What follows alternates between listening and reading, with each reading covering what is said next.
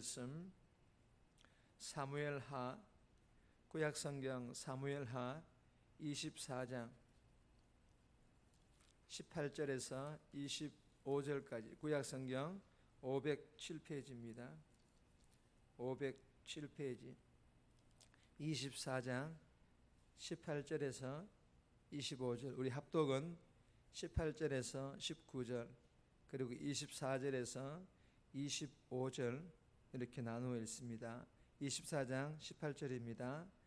이날에 갓이 다윗에게 이르러 그에게 아뢰되 올라가서 여부서 사람 아리우나의 타작마당에서 여호와를 위하여 제단을 쌓으소서 하매 다윗이 여호와께서 명령하신 바 갓의 말대로 올라가니라. 24절입니다.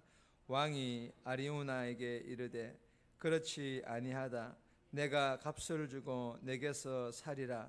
값 없이는 내 하나님 여호와께 번제를 드리지 아니하리라 하고 다윗이 은 50세겔로 타작마당과 소를 사고 그곳에서 여호와를 위하여 제단을 쌓고 번제와 화목제를 드렸더니 이에 여호와께서 그 땅을 위한 기도를 들으시매 이스라엘에게 내리는 재앙이 그쳤더라.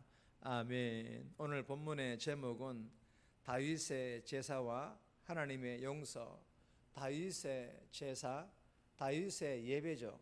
다윗의 예배를 통해 하나님께서 용서하셨다라는 그런 제목인데, 오늘 본문은 다윗 자신에게 죄의 형벌을 돌려달라는 다윗의 기도를 하나님께서 들으시고, 하나님께서는 선지자 갓을 통해서 아리우나의 타작마당에 단을 쌓게 하시고, 그리고 그곳에서 제단을 하나님께 드림으로, 번제를 드림으로 하나님의 재앙이 멈춰지는, 하나님께서 재앙을 멈추신다라는 그런 내용의 본문입니다.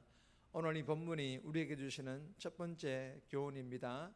하나님의 임재를 경험하는 신령과 진정의 예배를 드리라. 하나님의 임재를 경험하는 신령과 진정의 예배를 드리라라는 그런 교훈입니다. 18절 말씀 보시면 이날에 갓이 다윗에게 이르러 그에게 아뢰되 올라가서 여부서 사람 아리우나의 타작마당에서 여호와를 위하여 제단을 쌓으소서 하매, 여러분 이 본문은 하나님의 재앙의 손이 그친 바로 그 장소인 아리우나의 타작마당에 제단을 쌓고 번제를 드리라, 즉 하나님께서 임재하시는 하나님의 은혜와 긍휼이 임하는 신령과 진정의 예배를 드리라라는 그런 교훈의 말씀입니다. 우리 앞선 7장 2절에 보면 이렇게 기록되어 있습니다. 왕이 선지자 나단에게 이르되 볼지어다 나는 백향목 궁에 살거늘 하나님의 궤는 휘장 가운데 있도다. 무슨 말씀입니까? 다윗이 하나님을 위해 웅장한 집을 짓겠다고 합니다. 그러나 하나님께서는 다윗의 인생에 눈물의 제단 하나만 쌓게 하십니다. 이 말인즉슨 다윗과 이스라엘 백성들, 그리고 이스라엘 나라에 진짜로 필요한 것은 하나님을 가둬놓고 어떤 자기들이 하나님 원하는 자기 것들을 얻기 위해서 하나님을 조정하는 그런 신전, 즉 눈에 보이고 사람들에게 자랑할 만한 그런 화려한 성전이 아니라 하나님께서 자유롭게 임재하시는 성전, 그리고 그 성전에서 하나님께 신령과 진정의 예배를, 제사를 드리는 그런 예배를 드림으로 하나님께서 베푸시는 하나님의 용서와 하나님의 회복을 경험하는 터, 즉 성전임을 다윗과 이스라엘 백성들에게 알게 하셨고, 그리고 이스라엘 나라에 필요한 것임을 깨닫게 하셨다라는 것입니다. 역대하 3장 1절에 보시면 솔로몬이 예루살렘 모리아산에 여호와의 전 건축하기를 시작하니 그곳은 전에 여호와께서 그의 아버지 다윗에게 나타나신 곳이요 여부서 사람 오르난의 타작마당에 다윗이 정한 곳이라. 여러분 이 말씀이 무슨 말씀입니까? 하나님의 성전은 하나님의 긍휼이 깃든 바로 그 장소, 즉 하나님이 나타나신 임재하신 곳에 세워질 것이라 라는 그런 말씀입니다. 사랑하는 여러분, 내가 살아가는 삶에서 날마다 아니 항상 하나님께서 임재해 주시고 은혜와 긍휼과 풍성한 축복을 주실 뿐만 아니라 섬기는 교회에서 또한 동일하게 그렇게 역사해 주시는데, 나는 그 하나님께 어떤 예배, 어떤 제단을 쌓고 있습니까? 주신교훈처럼 여러분 섬기는 교회 드리는 예배뿐만 아니라 오늘 하루의 삶에서 주신교훈대로 성령 충만, 회개 충만하여 하나님의 임재를 경험하는, 그리고 신령과 진정 예배로 하나님께 영광 돌릴 수 있기를 주님의 이름으로 축복합니다. 두 번째 주시는 교훈입니다. 하나님께 온전히 맡기며 기도드려라. 하나님께 온전히 맡기며 기도를 드리라 라는 그런 교훈입니다. 25절 말씀 보시면 그곳에서 여호와를 위하여 제단을 쌓고 번제와 화목제를 드렸더니 이에 여호와께서 그 땅을 위한 기도를 들으시매 이스라엘에게 내리는 재앙이 그쳤더라. 여러분, 이 본문은 다윗이 제단을 쌓고 그 위에 번제와 화목제, 즉 예배와 더불어서 하나님께 이스라엘 땅을 위하여 기도를 드렸다라는 것입니다. 그랬더니 하나님께서 이 다윗의 기도를 들으시고 재앙을 그치게 하셨다, 즉 응답을 주셨다라는 그런 교훈의 말씀입니다. 여러분, 다윗과 이스라엘 백성들, 그리고 이스라엘이라는 이 나라가 이 나라가 의지해야 될 것은 언제든지 재앙의 원인이 될 수도 있는 권력과 힘을 가진 왕이나 아니면 잘 정비된 어떤 조직이 아닙니다. 여러분, 다윗과 이스라엘 백성들, 그리고 이스라엘이라는 이 나라가 붙들고 의지해야 될 것은 재앙을 내리시기도 하시고 그것을 그치게도 하시는 여호와 하나님 한 분만을 붙들고 의지하여야 할 그런 대상이라는 것입니다. 그리고 신실하고 긍휼을 베푸시는 이 하나님 한 분만을 붙들고 의지하여 사무엘상 12장 23절 말씀처럼 나는 너희를 위하여 기도하기를 신은 죄를 여호와 앞에 결단코 범하지 아니하고, 사무엘 선지자가 기도한 것과 같이 다윗과 이스라엘 백성들 또한 기도하기를 하나님께서는 원하셨고, 이에 대하여 다윗은 그렇게 하나님께 예배를 드리며 기도를 시작하자 하나님께서 다윗의 기도를 들으시고 이스라엘 땅에 내리던 재앙을 그치게 하시는 역사로 응답하여 주셨던 것입니다.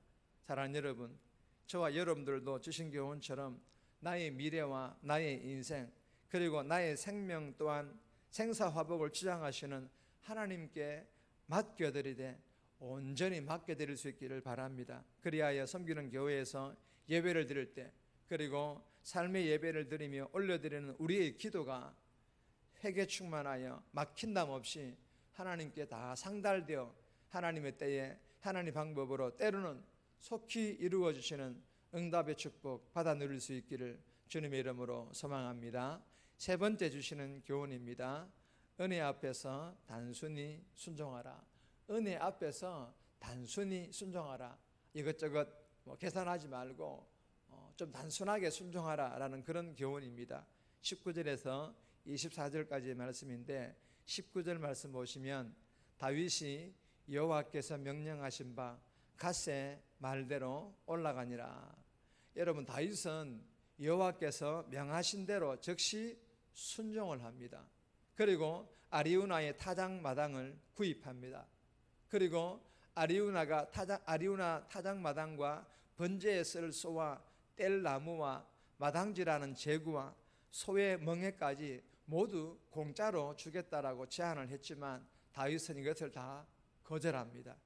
여러분, 본문은 값진 하나님의 은혜에 값없이, 희생 없이, 헌신 없이 은혜를 주신 하나님께 내가 헌신하지 않겠다, 화답하지 않겠다라는 그런 의미의 말씀입니다. 다윗은 또한 이스라엘 백성들에게 세금을 더 거두려고 인구조사를 했던 잘못을 뉘우치고 백성의 작은 소유까지 배려합니다.